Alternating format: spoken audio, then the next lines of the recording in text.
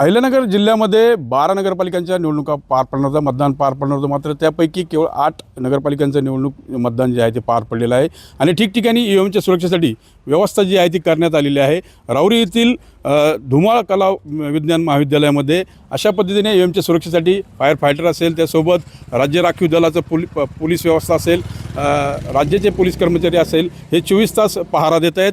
आणि राहुरी असेल, शिर्डी असेल, संगमनेर त्यासोबत राहता या ठिकाणी सुरक्षा व्यवस्था जी आहे ती ठिकठिकाणी पाहायला मिळते. ईव्हीएमची सुरक्षा जी आहे ती CCTVच्या निगराणीखाली असेल, त्यासोबत पोलीस प्रशासन आणि नगरपालिकेचे जे कर्मचारी आहेत ते सातत्यानं लक्ष ठेवून आहेत.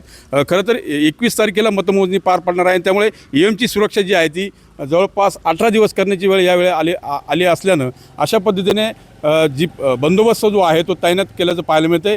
काही प्रमाणात उमेदवार जे आहेत दिवसभरातून या ठिकाणी पाहणी करण्यासाठी येऊन जातात, मात्र 24 तास कोणी या उमेदवार जो आहे तो या ठिकाणी थांबल्याचं पाहायला मिळत नाही आहे.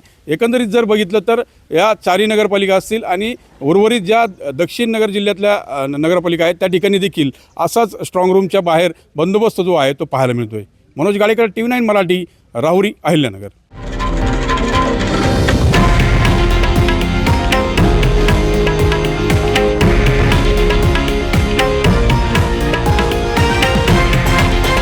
हे आहे देशातील नंबर 1 न्यूज नेटवर्क आणि आपण पाहत आहात TV9 मराठी, एकमेव.